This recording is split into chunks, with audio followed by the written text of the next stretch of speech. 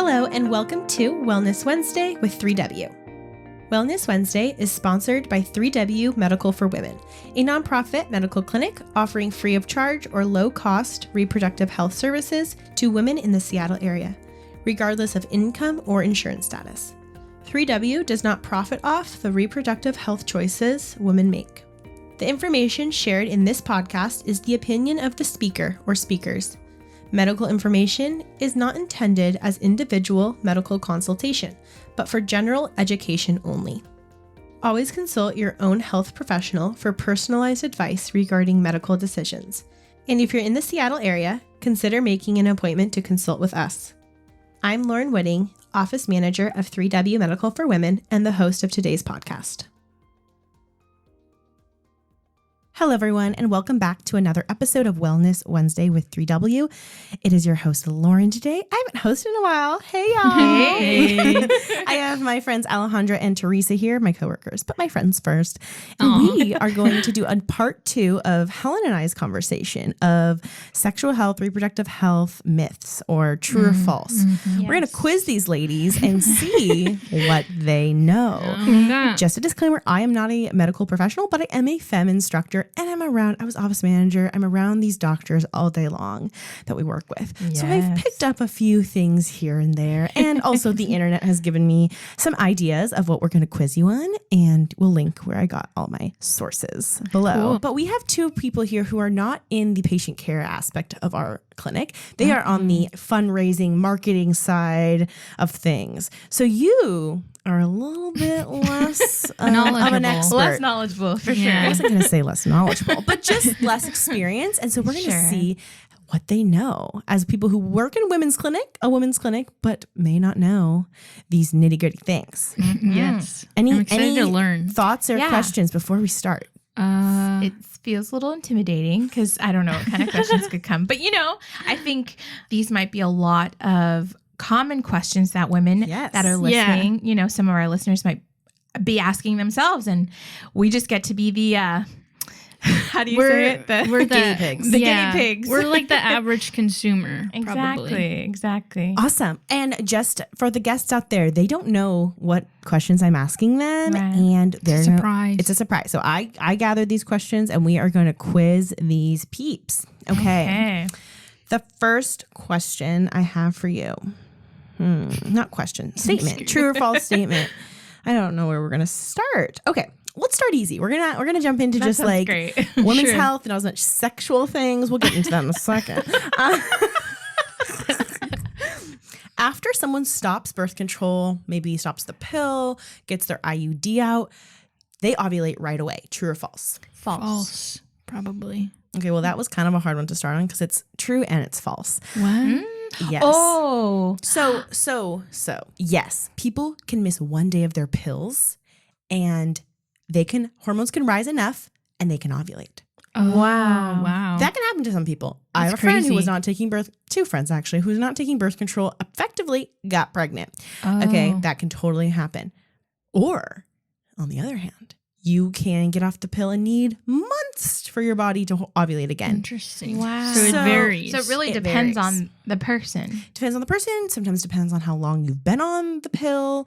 IUD, in theory, you still ovulate on the IUD, both copper and Mirena. Your body, it impacts sperm getting into the uterus past the cervix. And it also impacts implantation of eggs if they do get fertilized.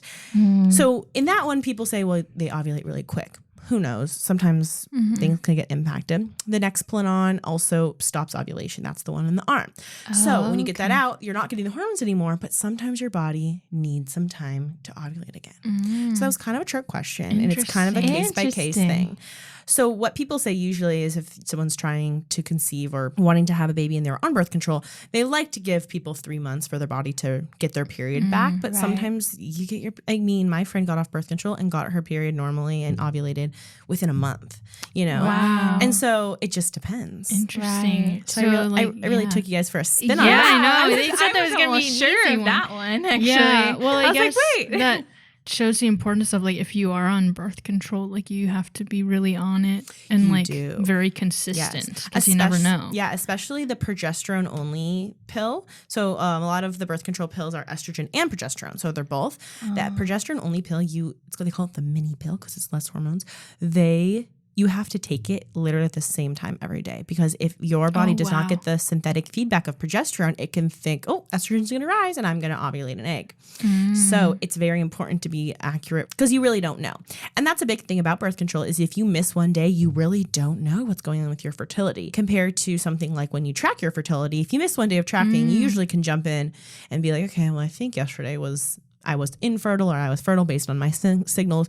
But with birth control, if you do have the issue of, human error, as we do, that can cause unplanned ovulation, unplanned pregnancies. IUDs and Nexplanon have less of that human error aspect to things. Interesting. So yeah, So you have to be very conscious of all aspects of your body and not just depend solely on the birth control to ensure that your cycle well. Yeah. Well, and remember, when you're on birth control, you don't have a true cycle. That was the last podcast. Yeah, that was really interesting that you talked about. And I got Helen on that one. Yeah. So let's see, Alejandro, you might not listen to the podcast. Teresa edited it, so that's why she knows. When someone's on birth control, so hormonal birth control, not just IUD or Nexplanon, I guess could be in that. Hormonal, let's say the pill. Do they get a true period? No. Good job. I think I remember hearing that part. No, but when you explained it, it's true because it's pretending, right? Yeah. Well, or at least your body's. Your body is not bleeding because it's not getting a hormone that it gets every 3 weeks, the other 3 weeks of the month. And you're taking away that synthetic hormone and then you're shedding the lining. The small lining you built up bleeds. When you have a normal menstrual cycle and you're not on any hormonal birth control, estrogen rises and progesterone rises as you ovulate, and then the corpus luteum takes over, rises progesterone, all the things with that. That causes the uterine lining to build up in preparation for an egg to implant. And then when it doesn't receive that implantation, it sheds in menstruation. Oh. So when ovulation isn't happening, it's not really a true period or menstruation because the uterine lining is not getting built up by estrogen and progesterone. Oh, it's just staying thin. Because if you did ovulate, it also is preventing implantation. That's the idea. Is like, let's say you missed a day and you ovulated, but the uterine lining is not good enough for implantation to happen, then pregnancy can't occur. So yeah. So is it just shedding the little that is there? It is, yeah. Because it usually gets the hormones the other 3 weeks. And so it's not getting that. And it's like, oh, well, we're going to shed. Whoa. And they only did that when they created the pill to let women know, oh, you didn't get pregnant this cycle. Because if they don't get, and then sometimes people don't take that week and then they still don't bleed. It really just depends on the body. Right. Some people with an IUD bleed every month. Some people don't at all. So it really just depends on the body and the person. Wow. Interesting. Yeah. Dang. Okay. Wow. That was a good one to start. Yeah. Okay, my next one. Intense PMS, or just PMS in general. And remember, PMS stands for premenstrual syndrome. So that can be cramps, bloating, emotional up and down. Headaches, acne, all the things is normal and expected for women. I think it can vary. I think every woman is, as we know, different. So PMS in different forms can probably happen, right? So I guess it's a soft true.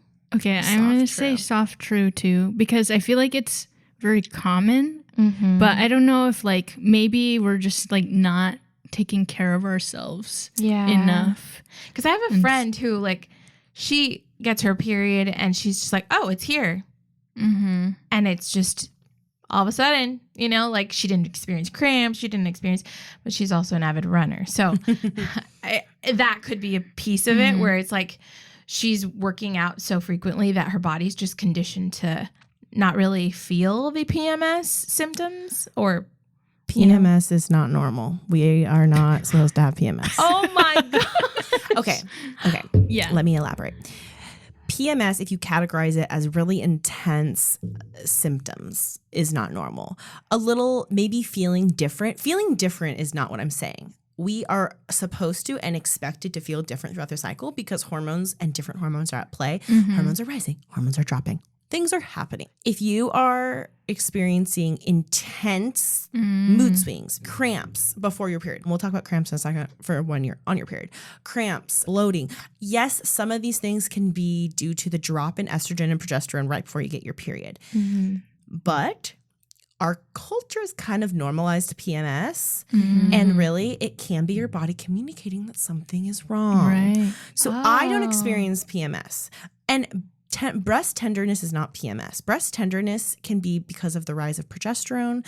Breast tenderness can be increased with PMS. But having a few symptoms before your period is not necessarily PMS. PMS is when it's real intense. It's a syndrome, right? Interesting. Oh, okay. So I think, and this is what I've learned with FEMM, if people are having really like level 8, 9, 10, can't get out of bed, thinking about it during the day, issues before as they're approaching their period, that is something that your body might be saying, hey, things are not perfect. And yes, it could be something that someone can't get rid of. Endometriosis, PCOS are things that people deal with. But knowing the root cause of it is always good. We can adjust our lifestyles and get things answered and just, support our body with certain lifestyle changes, with certain medications, whatever is needed.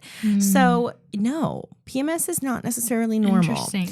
Yeah. Wow. I didn't realize PMS is not just some like, oh, I feel like sad on Or but it's like I think it is. Yeah, we use it syndrome. in our jargon of like, I'm PMSing, and like, yes, you're gonna feel different because your progesterone was just really high, your estrogen was just really high, and then everything's dropping. Like, yeah, you're gonna feel a little different. You might feel a little emotional, but if you are experiencing these intense symptoms, whoa. then it's not That's normal. so interesting. That's making me think I need to go in for a well woman exam because my last one, like I had terrible headache before and like terrible symptoms. I'm like, that doesn't normally happen. Yeah. Oh, your last period. Yeah. Yeah. So Oh yeah. Yeah. That was. remember. Okay. Let's talk about cramps real quick as we're expanding on this. Cramps while you're the first or second day of your period can be normal because what's happening is your uterus is actually contracting to get the blood to start flowing. So some cramps are not like saying, oh, you're so unhealthy. Intense cramps where you have to be on medication for multiple days, can't get out of bed, pass out, things like that. That is when we would be concerned. But a big thing with women's health and fertility tracking for FEMM, when I teach FEMM, we want to see a pattern. So if I see it once, it could have been a lifestyle thing. It could have been, let's say you always work out and you didn't work out and then you have these intense feelings, or you don't ovulate. Like TMI, last month, I did not ovulate, but I also had COVID. And I might have ovulated, but I don't think I did. I had a really whack cycle. Wow. So that, if I did that 3 more cycles in a row, I would be like, well, I probably should go check things out. But if if I know there was an external circumstance that changed my cycle that month, I'm going to take that as an external circumstance. When I see a pattern start to form as a FEMM teacher, I refer them to medical management, to a doctor, because there is something else potentially going on. Right. So that is, but expanding on period cramps, you do have contractions of the uterus to get the blood flowing. But if you're having them a lot before, a lot after, that can be not normal. What doctors a lot of times say is you should not be disrupted too much with periods. Right. Like, yes, we should know what's going on. We might feel down. Feeling, again, I'm going to say this again, feeling different is not wrong because we're having different things throughout the month. I wish I could have a visual. This is an audio only, but I have this chart of all the hormones rising and falling throughout the month. You're going to feel different. You're expected to feel different. And you can adjust your lifestyle during different times of your cycle to match what you're feeling. Your luteal phase, after you ovulate, you're going to feel a lot more tired. I'm going to feel a lot more energized during my ovulatory window. So when I'm working out and I'm feeling, oh my gosh, I cannot wake up. I'm can't lift this weight. Oh, I'm in my luteal phase. That makes sense, right? I'm not saying we're supposed to feel the same. Right. So don't get freaked out about your things. But if you're having these really intense symptoms, just talk to someone. And again, I'm not prescribing anything for someone or prescribing what you should do, but I think getting more education about yourself, tracking your cycle, talking to a FEMM teacher or someone who does tracking is really impactful. And then going to a doctor if you have concerns is always helpful. And I think a big thing I like to say is like, you don't want to be controlled by your body. You want to be in control of your body. Right. Being controlled by your body is like, I let the symptoms come and then I react. Being in control, I think, okay, I might feel these ways. I'm going to take, I know this is happening. I know why, or maybe I don't know why yet, but I'm at least going to be expecting it and not just be like, oh, it's happening. Because I think we can go through life a lot easier when we think, okay, I'm in control of this and I know what's happening and I'm not just going to let something fly in and then be affected by it. Yeah. Does that make sense? Yeah. That makes sense. Any questions about all these things? Your body's a system. Like you put something in and you get something out of it. Yes. Yeah. Definitely. I think easing people's minds on when we feel things and the change, most of all, you know, how we, you know, it can be so foreign. Sometimes you're like, well, what are these feelings? But it's true what you said. We're not consistent in the sense of staying the same, right, all the time. It's well, in the changing. cycle, you're going to feel different because, and I think looking into how those things, doing research yourself about, there's people who do something called cycle syncing and they eat different foods around different parts of their cycle. It's really, I really want to get someone on the podcast to talk about it because I'm not an expert on it. I just have like looked into it, and you eat different nutrients around and micronutrients around times of your cycle because you're really adjusting and working with your cycle, not against it. Yeah, I mean, you are going to feel different. And as women, our body is made that way, but we also have to listen to our body. And I think some people are kind of blindly like, oh, that just happens to me. And it's like, well, let's think a little deeper. Yeah. You know? Yeah. So, I love that. Great. Okay. Let's go into something else. Sperm can live for a short time after they are released. A short time. I'm just going to say short time. Short time. Okay. Isn't it like a 3 days? No, 24 hours. No, I think it's like 3 to 5 days that it can live after. Maybe. I don't know. I'm going to say that's true. Okay. What about Wait, you, short time? I want to say not a no, I didn't false. Make that's a very vague question, but you can define short and then we'll expand on it. Okay. Well, I feel like people's conception of my conception of short would be like, oh, it's just a couple hours, but I think it's longer than that. Yeah. So false. False. Alejandra. I think. Wait, what was the question? The statement is sperm can only live for a short time after it's released. Okay, I'm going to say false too. Okay. You're kind of true, kind of false. I mean, you're right. You're right. Okay. After ejaculation, a male sperm can live minutes to hours if they're in their infertile time or they never reach any woman, you know? Okay, I mean, that makes sense. So in infertile times, the cervical mucus that a woman produces kills the sperm off, as well as our pH is more acidic and it kills the sperm, traps it. At a microscopic level, progesterone dominant mucus is these little balls, and the sperm swim into them and get trapped in them and then get killed. Very cool. Very visual. I think it's really awesome. So yes, sperm can live minutes, hours. When you are fertile, 3 to 5 days, 5 days being the most. Okay. So you guys were right. Okay. But it's knowing when you cannot, except with ultrasound, predict exactly when you ovulate. Some people go like, I felt it. I believe them. I mean, maybe you had like ovulation pain. That's a thing. But unless you're hooked up to an ultrasound machine, you can see when the egg is released. So you can take your symptoms and take LH testing or basal body temperature and all these amazing things to indicate your ovulation, but you cannot pinpoint it to the day. Right. So there's a window when you're fertile. And so you don't know every month when you can be fertile. So you have to look at your symptoms, usually cervical mucus, and it can be more stretchy, slippery, egg white type mucus. And in that type of mucus is when the sperm can last. And it actually acts as a transporter for the sperm to enter through our cervix into our uterus and into the fallopian tubes. Oh, wow. So it's like a slip and slide. It is. Yeah. Actually, I say in my class, in my FEMM class, during our infertile times, our cervix, the mucus acts as a plug. And in our fertile times, it acts as a slide for the sperm. So the sperm, and when you look under semen, so remember, semen and sperm are different. Do you guys know the difference? Like semen has sperm in it, but semen's not just all sperm. Yes. So semen, like someone who is infertile, didn't have a low sperm count, can still produce semen. That's what comes out of the penis during intercourse, during ejaculation. Sperm are the microscopic buggers, I like to call them. They look like little fish. Yeah, they're little swimmers. Gotcha. That can go up and find the egg and then produce a embryo. Question then from that. So when are the times for men that there are sperm that are men are always fertile? So then men can get if a man had sex with someone every single day of a woman, like a different woman who was fertile, he could get someone pregnant 31 days out of the month. Oh my God. Wow. Like technically that probably wouldn't happen. But like if a woman, he knew that she was fertile on the second and then someone was fertile on the third, that he could produce that many offsprings. A woman can only get pregnant once a month. Wow. So. Dang. Oh, that's right. That explains yes, the killing. there's higher the killing of the sperm. I know, it's so aggressive. The men have, there's other times where men have higher sperm counts, lower sperm counts, maybe lifestyle things, but generally they always have sperm if they are someone with a normal sperm count. Men can have infertility where they have low sperm counts, issues with their sperm. That's a whole thing.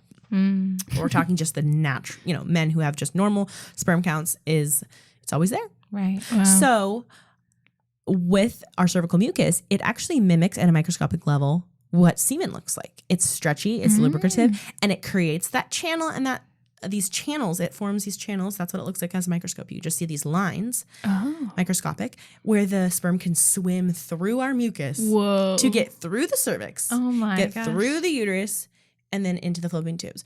Also, you guys can't see visually what we're doing, but I'm curious, how big do you guys think our uterus is? And we'll explain what do you think length and width? Like how many inches or feet? Feet. 2 feet. Maybe it's a foot. Let me see. I'm visualizing this with my hands. For some reason, I think it's like a loaf of bread. 6 by 3 or like a piece of bread. Yeah. It's the size of our fist. Oh, it's that's tiny, so small. And our ovaries are like the size of a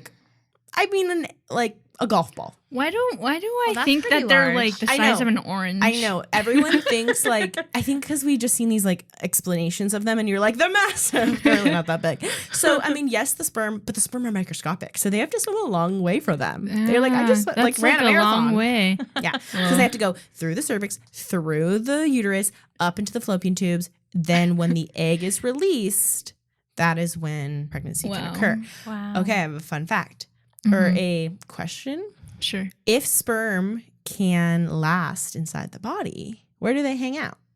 That is a good question. I was just thinking that. I guess it can time just so, right? Because they're swimming and it takes forever. No. Would they just stay in the main? They go into the fallopian tubes and they hang out. So there's 2 ways you can get pregnant. Wow. You can have sex. Sperm is lasting 3 to 5 days.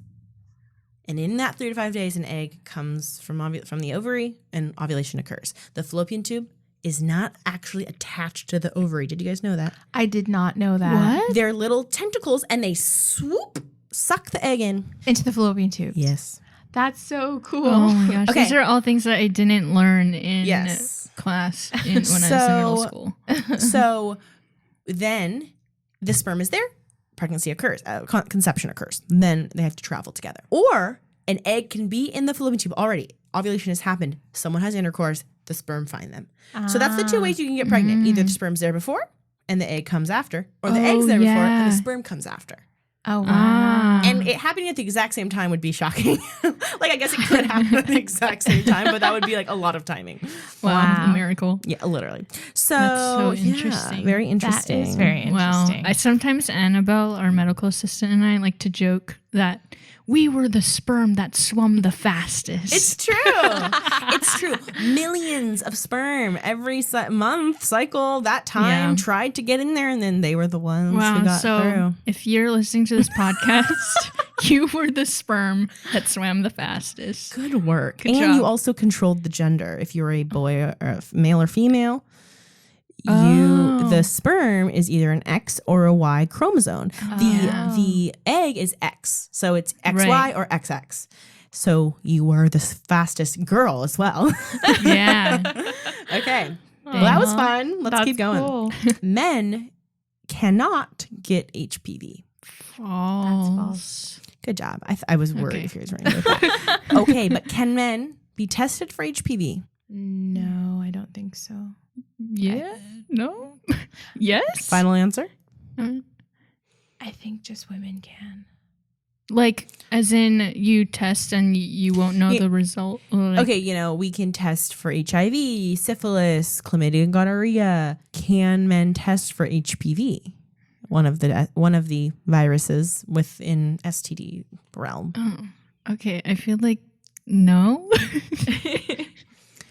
So both say no, you can't test for it. Yeah. Why? I'm going further. Why can't we test for it? I forgot the reason. Does it have to do with symptoms? I think I think they're not. Well, I don't know. Maybe, Lauren, this can be an educational answer. HPV, women can get pap smears. Oh, there's no way to yes. actually check. Women can get pap smears, and we get pap smears, and then we can also within our pap smear test for HPV. HPV a lot of times is the cause of cervical cancer and the cause of abnormal pap. So if we get an abnormal pap, a lot of times our providers ask people to add on HPV or test for HPV next time they get their pap smear done. Men are carriers of HPV. That is how the sexual transmitted disease enters the woman's cervix. And it's a fine line of calling it an STD. Some people do. It's a virus, so I guess it is, but it's not. It's a different type of STD than like a chlamydia, gonorrhea, things like that, because those are active STDs that are symptomatic. HPV is not, but it can cause cancer. Men are carriers. Men cannot be tested for it. But men they're finding, and I learned this from Christy, our nurse practitioner, dentists are finding that men are having a throat cancer, but it looks like cervical cancer because it's from oral sex.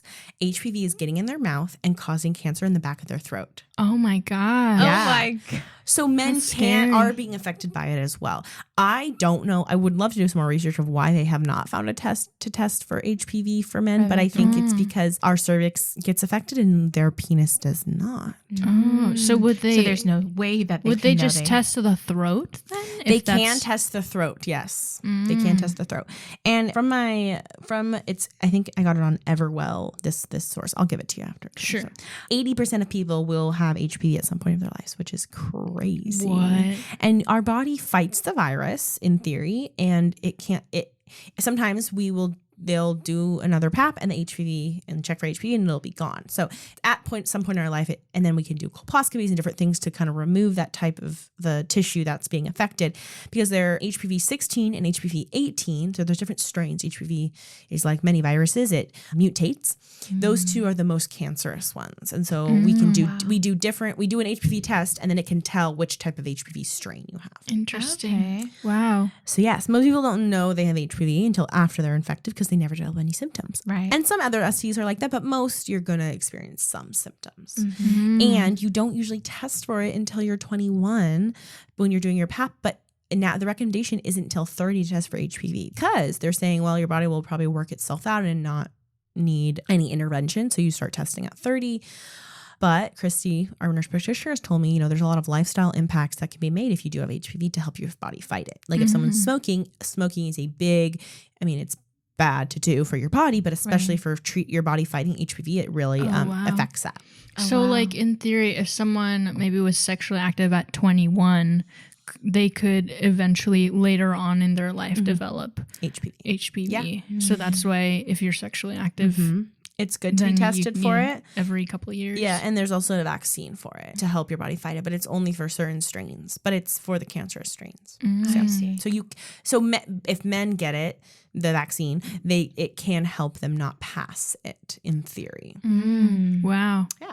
So, but not 100%. Get your paps. Yeah, get your paps. Get yourself checked out. Okay, next one. You can get pregnant on your period. Yes, that is true. I don't remember why. I think you got this, Alejandra. You've done FEMM. Yes. Once. We'll do it again. Once. You can still get pregnant while on your period because there's that window, right? That window of time. So like, let's say your heaviest day, that's when the majority of the blood flow is coming out. But then like maybe 2-3 days later, you have sex, it's kind of finishing up. That's my thought. So not most people do not get pregnant on their period. Most people ovulate around day 14 or 15 of their cycle. Day 1 is your first day of your period. Some people, like I have a friend who ovulates really quickly after they end their period.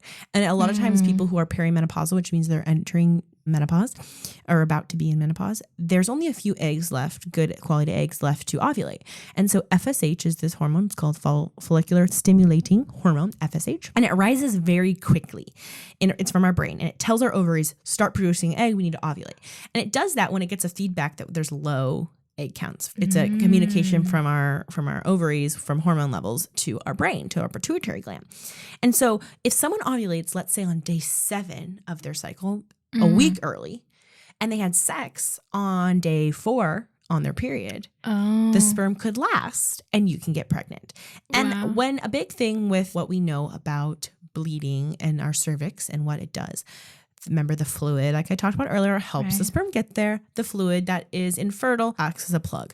When you're on your period, your cervix is slightly open because blood is coming out, right? Things have to get out. So when your cervix is open, things can also go in. And and you can also have fertile mucus mixed in with your blood and not really know it if someone's tracking. So people sometimes who have, we call it a short pre-ovulatory phase, can get pregnant technically on their period. Maybe they were ovulating on their period, or maybe they ovulated just quickly after and they had sex on their period. Sperm lasted, like I said, either sperm lasts before and then the egg comes, or the egg is there and the sperm comes. Yeah. The egg, if the egg is not fertilized, it dies within 12 to 24 hours. So there's a short window in which the sperm and egg have to find each other. Whoa. So that is why people can and have got pregnant on their period. And I think it was a myth because it was like, well, you're bleeding. Well, how could you get pregnant? And they don't understand. My cycle, I probably would not get pregnant on my period. That would be a very low chance for me because I always ovulate like day 15, day 16. And I know that because I've tracked for like 27 cycles. But let's say one of my cycles I ovulate early, I guess there could be a chance I could get pregnant early. Whoa. But if someone doesn't know their cycle, then there is a chance that can happen. Interesting. Yeah. So the sperm can still like survive in there even if there's like you're on your period, even if there's fertile mucus and estrogen, yeah, you can. So, wow. Yeah. Wow. Interesting. Okay. I have a few more. Maybe just 2. Sure. You cannot get an STD from oral sex. False. That's false. Good job, guys. Why is that? Well, we kind of talked about it in that last about HPV. Yes. Right? Mm-hmm. So how the man can't figure out that he has HPV, but the woman can through a PAP, but that there's possibilities of testing through the throat. Yeah. So you can actually do chlamydia and gonorrhea test of the throat. People sometimes do it. You can pass herpes from mouth to genital region. If you have an STD and oral sex happens, then things can be passed. Yeah. Wow. So yeah, you can get, I guess that, I kind of gave you guys a hint because I said I did the HPV question first, but yes. Helped us out a bit. Okay. Douching. Do you guys know what douching is? Mm-hmm. Okay. Douching is necessary. Wait, you don't know what douching is? I don't. Well, I'll say the question or the statement, and then we'll talk about it. Okay. Douching is necessary to keep the vagina clean. No. Douching is a type, let's elaborate more. Using vaginal soaps like those Summer's Eve or whatever are necessary to keep the vagina clean. No. Good. Ding, ding, ding.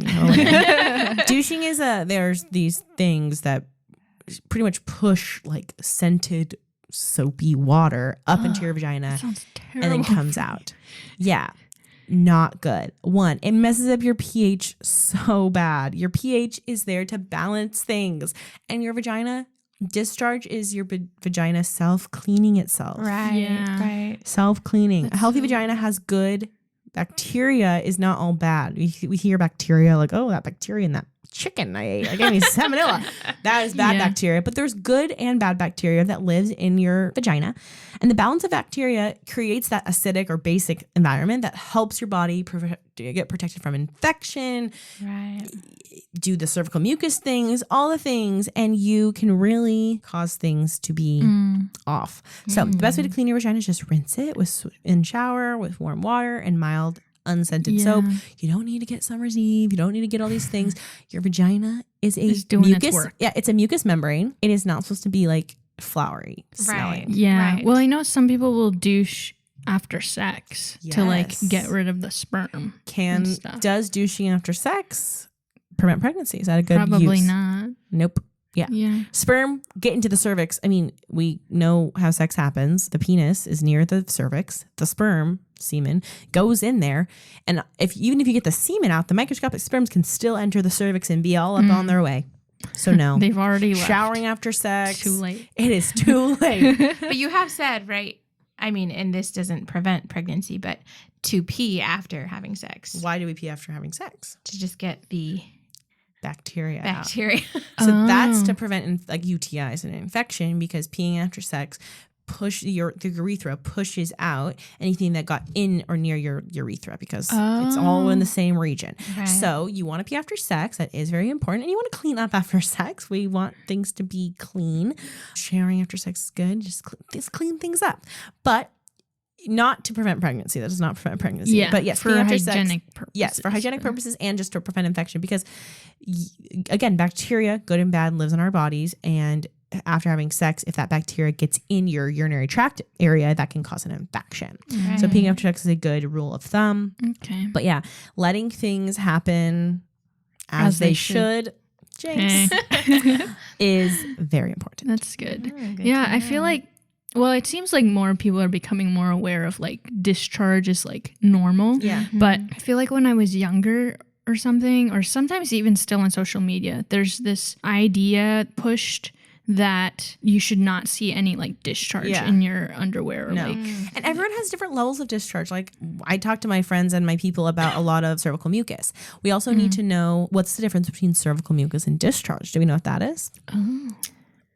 You taught me in my first FEMM class. Okay, cervical mucus. Where's our cervix? Do we remember where our cervix is? So how does it go? How does it go in like sequence of order if you come from outside of our body internally? Vagina. What? Oh, okay. Vagina, cervix, uterus. Okay. Okay. Mm-hmm. The cervix produces a mucus that from either estrogen or progesterone. Estrogen and progesterone affect the cervix to produce a mucus, fertile mucus or infertile mucus. And that's high up in our cervix, right?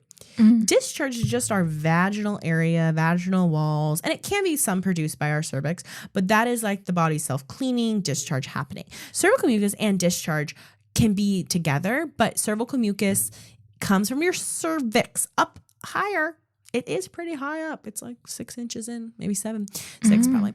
And you have to get your cervical mucus out sometimes, you have to kind of make a pushing mechanism, bearing down, we call it. And that can actually push any mucus up from the cervix out through your vagina. So you know if you're fertile or not when we're tracking for fertility purposes. And we should see that mucus. You should see a change in your mucus, which can be controlled in your discharge. But a big thing is we want to not, with discharge, if it's in your underwear and you're going to the restroom and you see this, we cannot indicate if that's fertile or infertile mucus. Right. It has to be actively, you're wiping, you're checking it, and you see it. Because when it dries, we don't know if it was discharge or cervical mucus. That makes sense. So yes, discharge is normal and everyone has different levels. Like some people have more discharge, some people have less. And I think working with someone who understands, can explain things to you is really helpful. Like when people come to me and they're like, I cannot figure out what's what, I can be like, okay, well, literally people take pictures of their cervical mucus and show me. Not weird to me. Like, yep, that looks like fertile mucus, or that's probably your discharge. Things like that is really normal. And it's helpful to talk to someone, because if you think your discharge is off, if things are itchy, smelly, like more than you usually have, that can be indication of a yeast infection. That can be indication of BV, bacterial vaginosis. And those things you should get checked out with a provider for.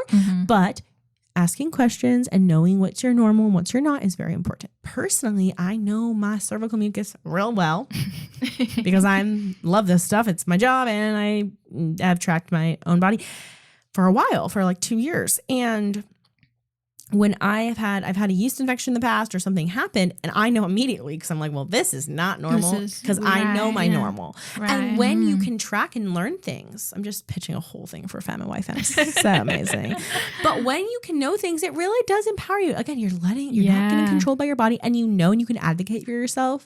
Like when I would tell my doctor, I'm like, yeah, I know what's going on because I track. They're like, okay, yeah, you can explain what you see normally and what you don't. When you can just be like, I think it's different. That can be obviously doctors will help and they'll do tests and they'll check things. Right. But if you can advocate for yourself and have all this data, knowing I know how my mucus was literally every single day for the last 2 years, like crazy, but that's true for me. Yeah. You can do a lot and advocate for yourself. We love that. We love that. Lesson of the podcast, schedule a FEMM appointment with Lauren. That's on my to-do list. Gives you good answers and explains. I just explain things. I'm just an educator, a teacher on how, I'm called a FEMM teacher is what they call me. I'm not a doctor, but I do have a lot of education. I have a certification from FEMM. FEMM stands for Fertility Education, Medical Management, and the medical management, the MM in FEMM, is the doctors that I can refer to be like, I don't know what's going on. We're indicating that there's something wrong, and you're going to go and dive deeper into it. So I'm not diagnosing you. I'm just taking what you, and it's really you, everyone, all my FEMM patients, they're doing the work. I'm just giving them the tools to know. Right. And then they are able to do all this work and do all the data and then bring it back to me. And I think, yep, this looks great. I don't see any concerns, or maybe just consult with a doctor. This looks a little concerning, but it could be nothing. That's the thing. I always preface of like, this is, when you look at the literature, this is, it could allude to this, it could lead to this, or it could be nothing and it's totally normal. Having a normal cycle or healthy hormones impacts our health more than just our fertility. The want to have children is very important. That's a really big need of people tracking their fertility. I recommend to track it before you're even thinking about children, because it is so important for your health to know what's going on. Right. You not ovulating is an issue because it's telling us that something in your hormones is wrong, and we can adjust things with medication, with food, with lifestyle. Doctors can do that, and then we can get you to a healthy state. If you are not ovulating, and that's why I always kind of get annoyed when doctors will not do any hormone testing before like a year of trying to conceive couples before they do any tests, because at the end of the day, those hormones, estrogen and progesterone, are very important for our body's health, and we should know we're ovulating just to know we're ovulating and know we're healthy. Not just for the fertility parts, for like the whole And that's body. why I love FEMM, because if I went to FEMM tomorrow and I was saying I've had 3 months of the medical management side of it, I said I have 3 months of I didn't ovulate, I'm having issues, I don't want children for a little bit, but I just want to figure this out. They'd say, okay, great, we're gonna just do the test and do some ultrasounds and get you figured out of what's going on. I have a question. How many people who are trying to get pregnant every month, what percentage actually get pregnant? This is just a statistic I found. Wow. I don't have any facts to back this up. Like somebody who's like, okay, we're tracking ovulation, we're doing this. How many people, percentage wise, out of 1% to 100%, how many people get pregnant a month? That's hard. I feel 30%. Let's say 45%. 25%. So sometimes people try to conceive and go 6 months without getting pregnant, and they think, well, what's wrong? And they do tests and everything's right, and then they get pregnant within a year because, like we talked about, things have to line up. Right. Egg has to be there. Sperm has to be there. Egg's only there for 12 to 24 hours. If sperm are not there, they didn't you last. can't just have sex at some random point in the month. Yes, and we know that people have unexpected pregnancies and unplanned pregnancies. We know that. People can get pregnant when they don't know. But at the end of the day, a lot has to go wrong, for you to get pregnant. And whenever I talk to people who've had unexpected pregnancies, like my grandmother who got pregnant at 16, I think, dang, a lot had to go right for y'all to just get pregnant and not know it. My grandma didn't know for 6 months that she was pregnant. And I'm just thinking, oh my gosh. I'm just, I feel like I am like, I don't know. It's a full circle moment to be so in tune with my fertility when my grandma was pregnant with my mother and didn't know. It's just really full circle. Yes. But whenever people get pregnant unexpected, I think, wow, a lot of things had to line up. 25% chance is low if you're thinking about like trying, or like when people are trying, they will get discouraged that they can't get pregnant the first time they have sex because they were told their whole life, like, you know, the Mean Girls quote, you'll get pregnant and die. Like that's like in that movie. Like, and it's like, Or it does take a lot more to know. And then that's like getting on birth control a little early and getting your hormones in balance and just knowing and having that perspective that the first time you try, you might not get pregnant, and not getting super worked up on it, I think is huge. Well, thanks so much, so guys. many things. Yeah, I feel love so much podcasting more with you ladies. I know, it's always so fun. Lauren. Oh, thank you guys. Yes, you are. Thank you guys so much for joining us. I hope you enjoyed our conversation. Please, send any questions to us. Our email is on our website. You can call us and talk to me if you have any questions about FEMM. You can do a 30-minute consultation with me free of charge, and I can tell you all about FEMM and see if it's the right plan for you. Thank you so much for joining us. We will see you at our next episode. Take care and be well. For more information about 3W, please visit our website at 3wmedical.org. That's the number 3, the letter W, medical.org. From there, you can learn more about the services we provide, book an appointment, or make a donation if you'd like to support our mission. You can also call our office at 206-588-0311. That's 206-588-0311. If you liked this episode, please share it with others and consider subscribing on your favorite podcast platform so you never miss an episode. Thank you so much for listening, and until next time, stay healthy and be well.